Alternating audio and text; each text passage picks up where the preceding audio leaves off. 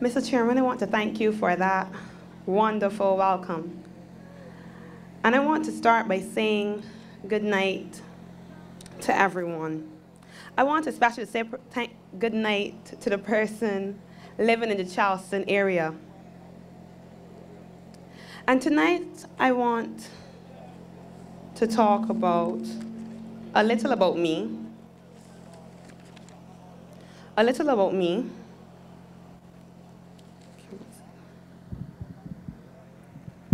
Right, sorry.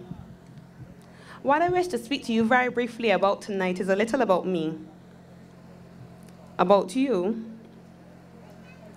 and about the power that the persons in areas such as Chelston, Garden, Chapel Place, Tambourine Avenue, and St. Michael's South hold in their hands. A power that we often do not realize or recognize that we have or put to use as we should. A power that we will soon be called upon to decide who will represent us in the years going forward. And tonight it is a power that I am saying that you need to use to remove a mythical creature, because I haven't seen him in this neighborhood for a few years. I haven't seen him as a representative. I'm asking you to place your X next to Mr. Kurt Humphrey. In 1986, the late excellent Errol Walton Barrow gave what is perhaps one of the most well-known speeches. And he asked a simple question: what kind of mirror image do we have? And when he asked the question, I've heard his speech many times, but when that question was asked, I often stopped to contemplate what I saw or what I thought about when it came to the image that I saw for myself and going onwards. What I saw for Barbados and what I saw for the Caribbean as a young person seeking to contribute to society. But what kind of mirror image would I say that I have of Barbados in 2018, of St. Michael's South in 2018? If we could somehow take a mirror and place it over Barbados and carefully examine the country that we currently live in, what kind of mirror, what kind of reflection would we see looking back at us? And what I want to say tonight is that the mirror image that we have is shattered, because it would show the scars of absentee representation in St. Michael's South. It will show the cracks of a youth generation ignored. It will show the anguish and the anger of a population left out in the cold, and the destruction of a land that was once seen as the land of opportunity and a land of milk and honey within the Caribbean. Because the reality is, our issues do not come because we lack resources. Neither does it come because we as a people lack the know-how or the capabilities that would allow us to capitalize on everything that the world has to offer in 2018. The issues that we face come because we have planters who have no idea how to rotate crops. They have no idea what is needed in order to propel Barbados forward. They have no idea how to work the land. They have no idea what crops we need. They have no idea, and they are simply farming in the dark without knowledge and know-how, and squandering all the wealth and the riches that BIM has to offer.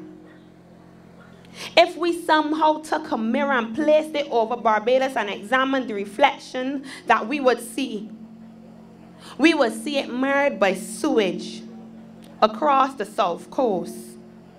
We would see the imprints on the glass of unemployment that continues to rise. We would see rising crime among our young people. We would see violence. We would see poor housing. A matter of fact, y'all know I have a problem with what went on in the grotto. We would see the garbage piling up on our streets. So we would have a blocked image. We would see floundering education and long lines waiting on the bus.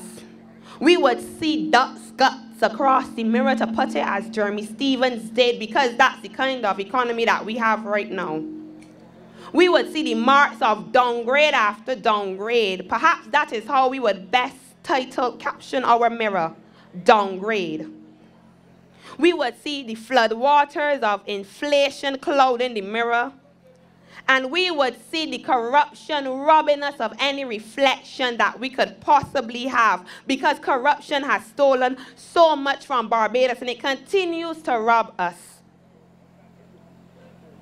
Our mirror image is that we have made them corrupt to a certain extent. By accepting that they continue to seek to cheapen our votes, we as the people in SMS have to now try to make $1 out of 16 cents after he would have asked us to give him our support. And we did. Many persons did. But yet SMS remains dark. It remains a neglected community, and it remains much in need of rescuing. So then my question is now, what mirror image do they have of us?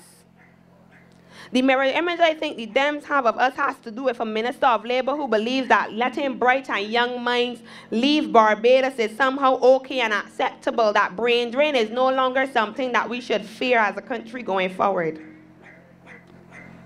The reflection that I think that them have of us is that we have a Minister of Housing who believes that a health hazard is the best advertisement that a country should have. And to add insult to injury, he ignores the garbage that the administration has let pile on the streets and say that the BLP somehow invented chikungunya. So they continue to spew nonsense to us as if we are not an intelligent crowd, as if we don't have the capacity to think and recognize that they have neglected us to the point where we now have to fear for our health, where we now have diseases running rampant, where bacteria is in the air, and we have to hold our breath as we pass along the South Coast. The mirror image that they have of us is that we have an Attorney General who supports the erosion of civil liberties of Barbadians by giving police such power that would allow for them to victimize communities such as St. Michael's South, who persons have already branded in a negative light, who then now cart off our young men to jails because the same Attorney General believes that young men should be given 25 years should they be found involved in gangs. The same Attorney General who remains silent on things such as the Corruption Act. So we have to ask ourselves, what mirror image do they have of us? Because the mirror image that I am seeing is not one that we can move forward in. So now we have to know what mirror image we want to build for ourselves, because all hope is not lost. All hope is not lost when we have young men like Mr. Kurt Humphrey. When we have young men like Mr. Kurt Humphrey saying people over politics, a policy that for a long time has been forgotten because somehow politics has become the rule of the day. And persons continue to make a mockery of representation when we as persons living in Barbados as Barbadians elect persons to represent us in our best interests, elect them to speak on our behalf, elect them to make sure that we are able to survive. But yet we have a Minister of Finance who is now saying that social services such as education and bus fare, that social services such as healthcare are no longer important when many persons in this community need it. And I'm saying that it is not because we cannot do better. It is that they don't want to do better because they don't value us as a people. What mirror image do they have of us? Let me tell you what mirror image I as a young person see for Barbados. I as a young person believe that the time for mythical representation has passed. That the games of hide and seek that our parliamentary representative seems to be playing with the people of St. Michael's South has passed. The future that I see involves Mr. Kurt Humphrey as the representative for St. Michael's South. It involves young people being actively engaged in their future and in youth development. Because for some reason we have pushed young people to the wayside and we have allowed a generation to get involved in gangs And we cart them off to jail as if nothing is wrong with that. I see a future where the education system is no longer about renaming schools, but about harnessing the talents of all young people. Harnessing those technical talents that allow for them to use the gifts that they have developed, the skills that they are empowered to use across Barbados. Where maths and English are no longer all that we focus on, and your worth as a contributing citizen to Barbados is no longer based on whether or not you pass an exam. Where we develop critical thinkers, where we harness Barbadian talent and innovation, and I know that there's much.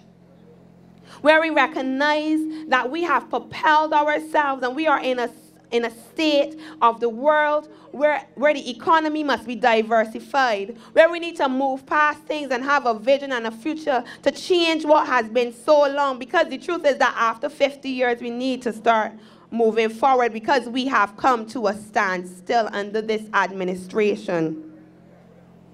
I see a future where the conversation no longer revolves around whether a woman is fit to lead, but we recognize merit rather than gender.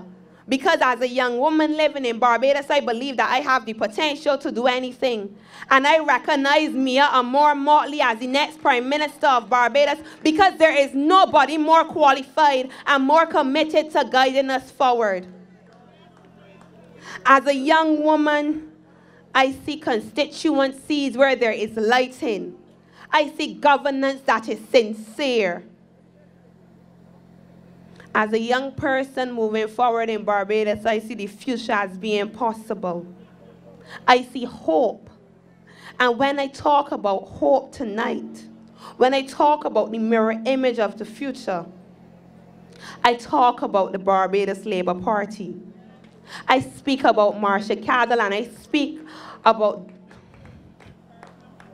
Mr. Kurt Humphrey. Without a doubt, I speak about Mr. Kurt Humphrey. But I speak about 30 candidates who are ready to lead us forward. I speak about the first female Prime Minister in Barbados, Miss Mia Amor Motley. And for St. Michael South, when I look at the mirror image that is this beautiful and wonderful constituency, you know once again, Mr. Kurt Humphrey is the man.